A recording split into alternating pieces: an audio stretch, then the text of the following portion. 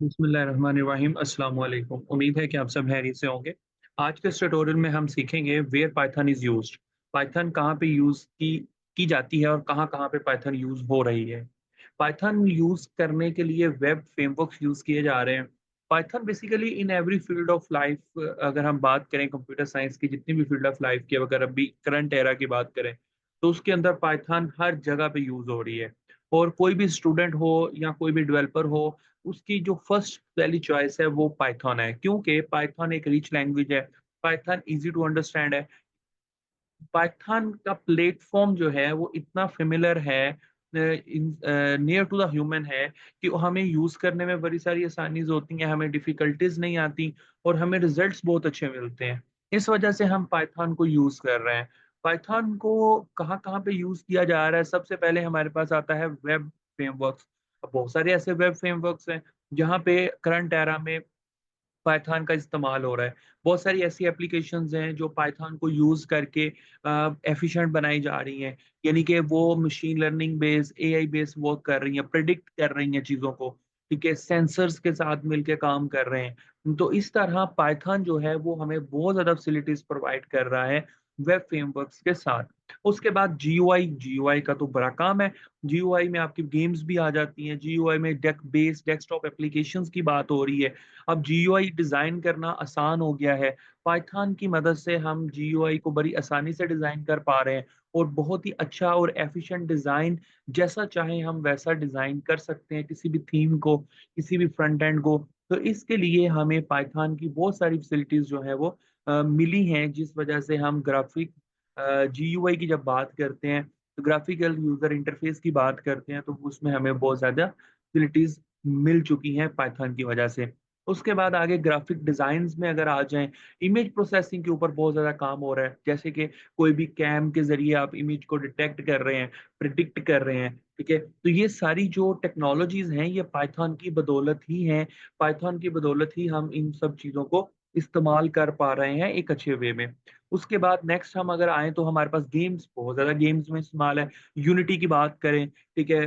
जैसे हम पबजी की बात करें या और एडवांस गेम्स की बात करें, तो अब जितनी भी एडवांस गेम्स आ रही हैं, उनमें पाइथन का बहुत ज़्यादा वास्ट लेवल के ऊपर यूज़ देखने को मिल रहा है। फिर उसके बाद साइंटिफिक एंड कंप्यूटेशनल एप्लीकेशंस जैसे कि कुछ साइंटिफिक कैलकुलेशन हो रही है, साइंटिफिक जैसे मिलिट्री की बात अगर आप करें, वेपन्स की बात करें, तो इसके अलावा जो भी आपका सिक्योरिटी सिस्टम है, वो सारे का सारा आपका पाइथन को यूज़ कर रहा है। क्योंकि पाइथन एक बहुत बड़ी लैंग्वेज है, एक रिच लैंग्वेज है। इसमें हमें जो लाइब्रेरीज़ हैं, वो इतनी ज़्यादा सपोर्टेबल हैं कि हम जो चाहें वो इसमें कर सकते हैं ईज़िली और आसानी से। हालाँकि इसके अलावा भी बहुत सारी एप्लीकेशंस इनमें इसके अलावा भी बहुत सारी लैंग्वेजेज़ इसमें यूज़ होती हैं इन सब चीज़ों में। लेकिन जो पाइथन का रोल है, वो इन सब से डिफरेंट है। इससे पहले हमने एक ट्यूटोरियल में पाइथन क्या है, पाइथन कब बनी, पाइथन हम क्यों यूज़ करते हैं, ये सारी चीज़ों का मैंने ऑलरेडी आपको ओवरव्यू दिया और इससे पहले ट्यूटोरियल में हमने ये सारी चीज़ें डिस्कस की।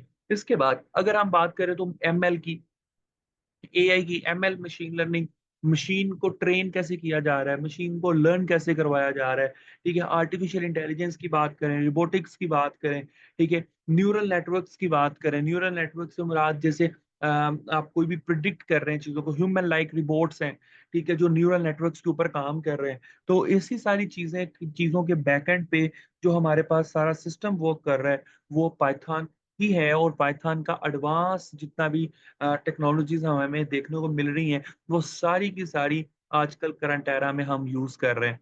उसके बाद आईओटी की बात करें, आईओटी से क्या मुराद है? आईओटी का मतलब है कि भई लाइक इंटरनेट ऑफ थिंग्स में जैसे हार्डवेयर के साथ कनेक्टिविटी बनाना, हार्डवेयर को अच्छी तरीके से कंट्रोल करना। जैसे कि आजकल देख रहे हैं कि हर चीज़ सेंसर बेस्ड होती जा रही है।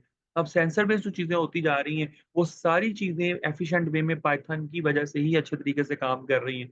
डेटाबेस डेवलपमेंट अब बड़े डेटा वेयरहाउस की अगर बात की जाए, ठीक है? हमारे डेटा को ऑर्गनाइज़ वे में अरेंज किया जा रहा है एक वेयरहाउसेज़ के अंदर। अब तो वेयरहाउसेज़ में मशीन लर्निंग और एआई की सुपरवाइज़्ड लर्निंग की बातें हो रही हैं। वो किस वजह से मुमकिन हो पाया है? वो पाइथन की वजह से ही पॉसिबल हो पाया है। तो पाइथन हमारी आने वाली फ्यूचर प्रेडिक्शन में बहुत ज़्यादा हेल्पफुल होने वाली है और अभी भी पाइथन को बहुत ज़्यादा वास्ट लेवल के ऊपर इस्तेमाल किया जा रहा है। ये था एक शॉर्ट ओवरव्यू कि हम कहाँ-कहाँ पे पाइथन को यूज़ कर रहे हैं और कहाँ-कहाँ पे पाइथन यूज़ हो रही है।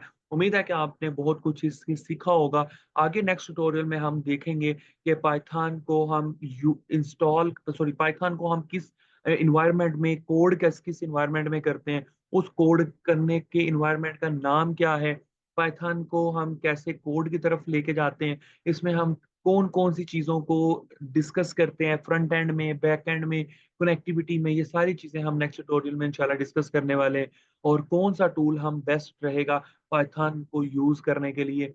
सो अपना ख़्याल रखिएगा, हमारे चैनल को सब्सक्राइब कर दीजिएगा और हमारे साथ बने रहिएगा ताकि नेक्स्ट ट्यूटोरियल्स आपको इस लैंग्वेज कोर्स में पाइथन लैंग्वेज कोर्स में आपको मिल सकें।